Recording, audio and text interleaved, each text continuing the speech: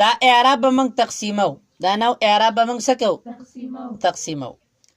اولنی قسم اعراب موږ ویل اعراب بالحرکت لفظي حقیقي.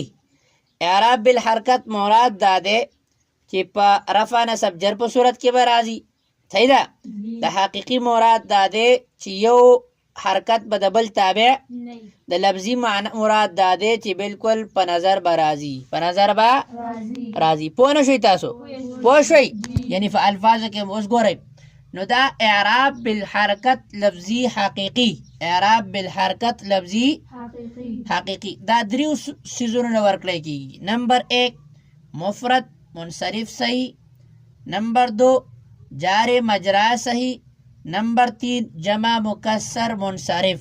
جمع مکسر مفرد منصرف صحیح هغه مفرد ته وایي چې په یو معنا باندې دلالت کوي.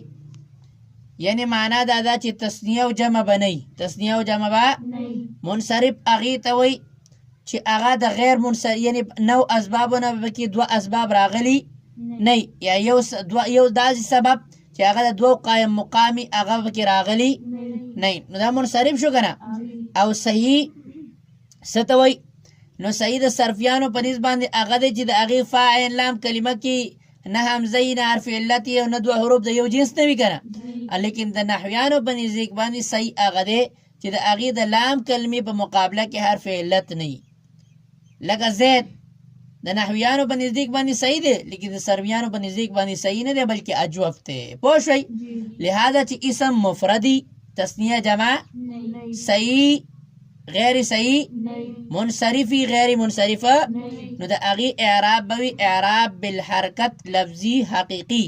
اعراب بالحرکت لفظي یعنی په حالت رفع کې ضمه به لفظي، حالت نصب کې به فتحه لفظي او حالت جر کې به کسره پوه نه شوئ؟ لکه جاء زیدن رأیت زیدن مررت بزیدن مررت بزیدن نو په هر څه په خپل ځای باندې رالل که رانل. نمبر 2 مفرد منصرف جار مجرا صحیح. جار مجرا صحیح نه څه مراد دی؟ د جار مجرا صحیح نه مراد دا دی یعنی جار مجرای صحیح چې وي نو غیر صحیح تی اوتو. یعنی داسې اسم چې هغه مفرد همي منصرف همي او جار مجرا صحیح همي، یعنی د صحیح قائم مقام همي، د صحیح قائم مقام نو هغې ته هم اعراب بالحرکت لفظي حقیقي ورکړی کېږي. مثلا دلون هذا دلون رأیت دلون مررت بدلوین. او جمع مکسر منصرف جمع وي نو واحد تی اوته تثنیه تی او مکسری وي جمع وي نو د جمع نه مفرد او تثنیه وته جمع پکې رااله که نه. مکسری وي د مکسر نه سالمه د سالم اعراب مخکې روان دي. منصرف وي غیر منصرف تی لکه رجالون.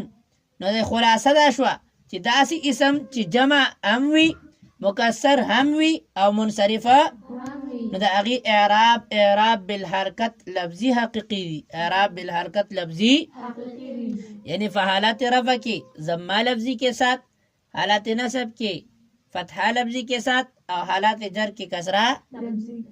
لکه جاءني رجالون رأیت رجالا مررت برجالین. پوه نه شوئ تاسو؟ پوه شوئ؟ نو درې څیزونه موږ سره رالل که نه. سلورم ده جمع مؤنث سالم.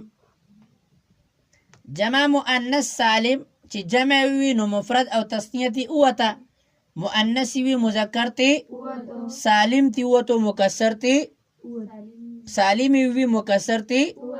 نو خلاصه دا شوه چې هغه اسم چې جمع هم وي مؤنث سالم نو د هغې اعراب به اعراب بالحرکت لفظي حکمي وي. لفظي یعنی معنا دا ده چې یو حالات به د بل حالت تابع وي، یو حالات به د بل حالت خو لفظي به وي. څه به وي؟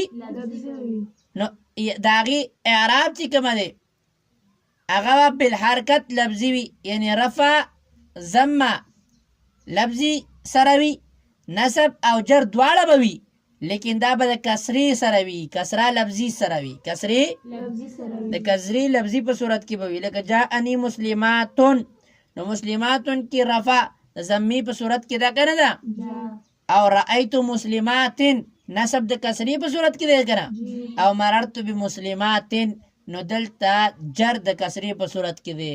نو لہذا نسب چې کومه دی فتحه د کسرې تابع شو کنه شو، نو اعراب حقیقي خو نه شو کنه، څه شو؟ حکمی شو. پوه شوئ؟ پوه نه شوئ تاسو؟ پوه شوئ؟ لہذا دا زمونږ سره رالل څلور صورتونه. څو صورتونه؟ او د اعرابو څو صورتونه وواته؟ دوه. د اعرابو څو صورتونه وواته؟ دوه وواته کنه، که درې وواته؟ دوه وواته. او مخکې به موږ ووایو یو ورسره بل ووایو نو بیا به پوره شي.